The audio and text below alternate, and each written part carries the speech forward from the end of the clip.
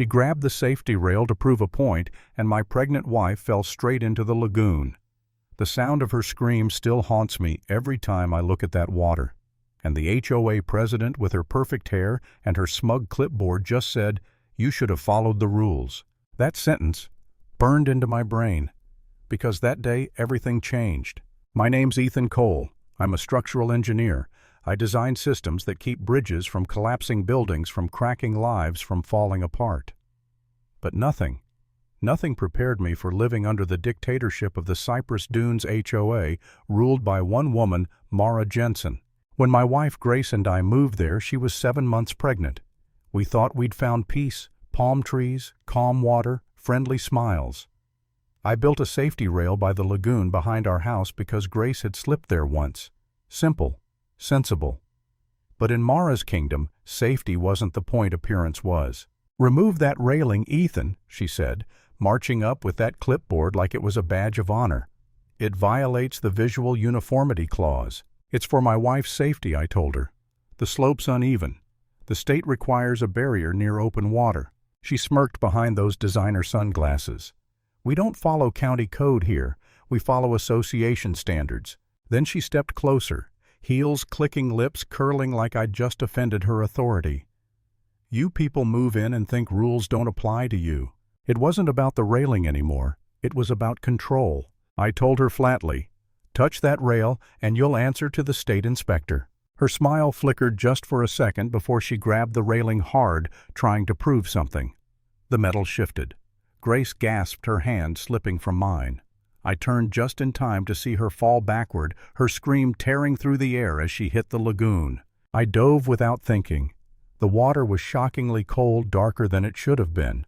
My hands searched blindly until I found her dragging her back up, coughing and trembling.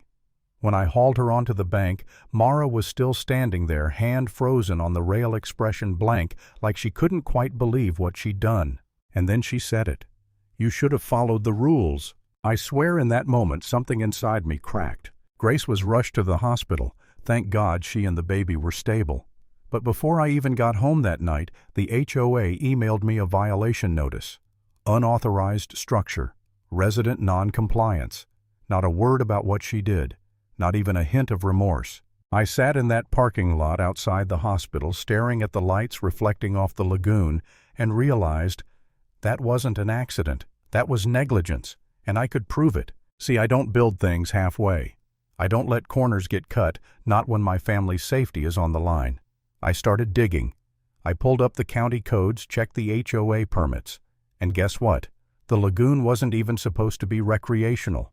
It was listed as decorative, meaning no swimming, no open access, and mandatory protective barriers. So my violation was actually compliance. By morning, Mara had already doubled my fines. Neighbors whispered as I walked past. I could feel the judgment, people too scared to get involved. It was classic HOA politics, isolate, intimidate, silence.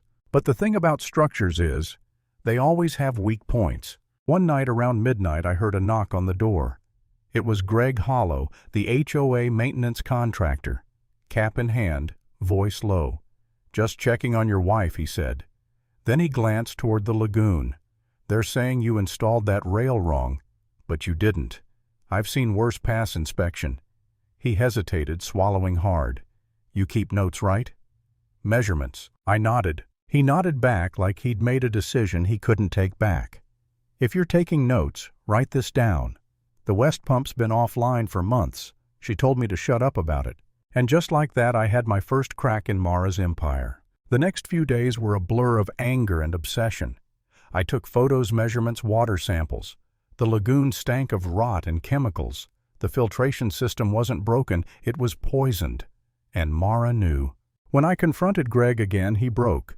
Told me how she'd forced him to fake maintenance reports, sign off inspections that never happened. She said the budget was tight, he whispered. Told me to reuse last year's logs. Maintenance complete, same as always. His hands were shaking. "You think I like this?" "I've got 2 kids, Ethan," I told him softly. "And when someone gets hurt, who takes the blame?" He looked up, eyes wet. "Me. It's always the maintenance guy." That was his breaking point. He gave me a flash drive, every fake log, every forged report, every email she'd sent him. If she finds out I gave it to you, I lose everything he said. Then let me take the heat, I told him. You've done enough. That night I didn't sleep. I built a case, an engineering dossier. 37 pages of evidence, time-stamped photos, code citations, contamination metrics, cold hard proof. And in the morning, I drove straight to the Department of Environmental Safety. The clerk blinked when she saw my professional engineer's license. You're submitting a hazard report. Cypress Dunes HOA Lagoon, I said. Violation of State Code 64E9. She stamped it, urgent. An inspector will be there within 72 hours. I remember stepping outside and smelling the rain in the air. It wasn't relief, it was inevitability. 2 days later, the white state vehicle pulled up in front of my house. The lead investigator, Valerie Tran, stepped out all business. Mr. Cole, we'll need full access to the lagoon. And of course Mara was already there, arms crossed, sunglasses like armor. This is private property.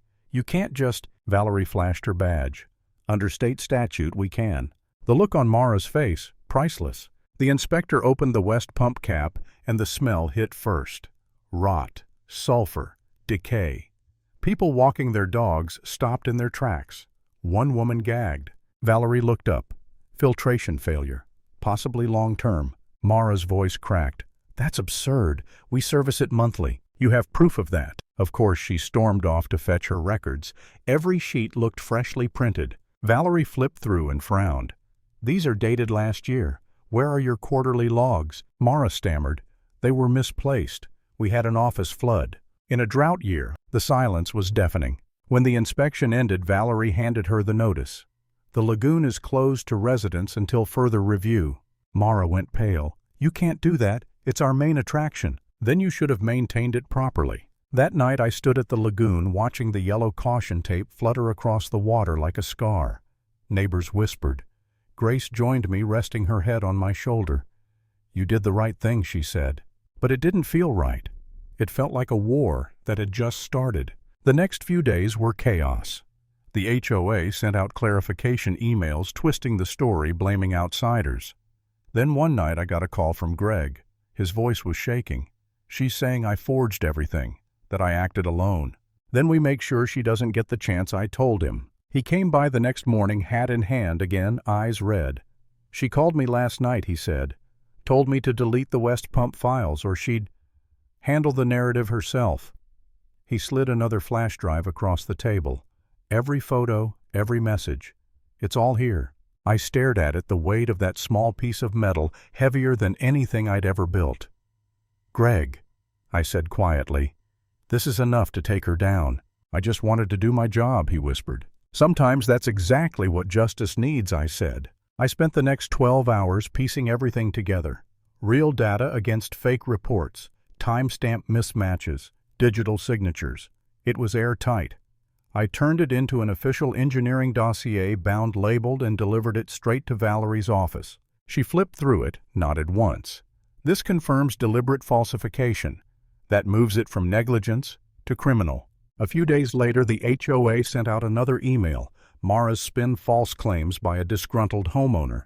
She even hinted at contractor misconduct. Classic deflection. But the next morning, Valerie called. We verified everything. The state is opening enforcement action. We'll be delivering notice tomorrow. You might want to be there. And I was. When the state vehicles rolled into Cypress Dunes, neighbors gathered like it was a parade. Valerie led her team straight to Mara's precious clubhouse. Good morning, Mrs. Jensen, Valerie said. You're being cited under Code 64E9 for falsified safety documentation and environmental endangerment. Mara's face drained of color. This is harassment, she snapped. He's been causing trouble since the day he moved in. Valerie didn't even look at me. The evidence includes your signatures, water samples, and server logs from county archives. Behind her, technicians were boxing up files, HOA laptops, and binders. Mara lunged toward them. You can't take those. State property now, Valerie said calmly. They'll be returned after audit. I stood back, arms crossed, watching Mara's empire crumble. Neighbors started murmuring. She's really being investigated. My kid got sick after swimming there. The shift was almost visible, the power leaving her and flowing back to the people she'd bullied. She turned on me, eyes wild. "You think this makes you a hero? You've embarrassed this entire community." I just looked past her at the yellow tape shimmering in the light. I didn't ruin anything I said. I just exposed what was already rotten. By the end of the day, the lagoon was officially shut down. The HOA was under state review. Mara disappeared for a few days, then came back with one last desperate move, a community meeting. I went, of course. The hall was packed. She stood up front, trembling slightly but trying to hold her composure.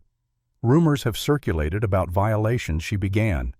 "Let me be clear, these claims were exaggerated by one resident with a personal vendetta." All eyes turned to me. I didn't move, didn't need to.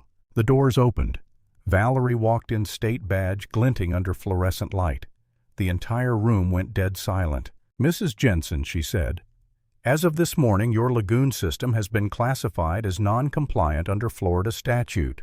The department has confirmed falsified records originating from your office." Mara's lips parted. "That's a misinterpretation. The maintenance contractor," Valerie raised a folder, "has already provided digital correspondence, including your instructions to alter data." Gasps spread through the crowd. Greg stood, then his voice unsteady but loud.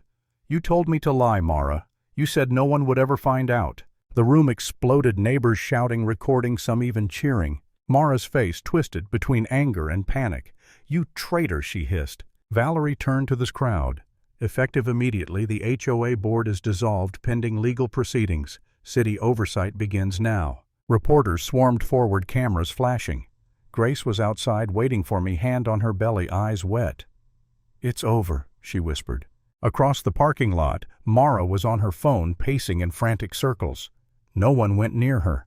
The power she'd held for years gone in a heartbeat. A week later, the city contractors began dismantling the old filtration system. The lagoon was drained, cleaned, rebuilt. When the barriers came down, the water was clear enough to see the bottom for the first time. They installed a new bench with a small brass plaque. "For every voice that refused to stay quiet." I designed the new safety railing myself. It gleamed under the sun, sturdy, unyielding, and exactly to code. Grace sat on the bench, smiling softly. "You kept your promise," she said. I looked at the reflection of the railing in the clear water and finally breathed. Maybe now this place will protect instead of deceive. I don't know what happened to Mara after that. Rumors said charges, court dates, fines. I didn't care. The real victory wasn't in punishment. It was in truth finally surfacing. Because in the end, every system, every structure fails the same way. Not from the weight above it, but from the rot within.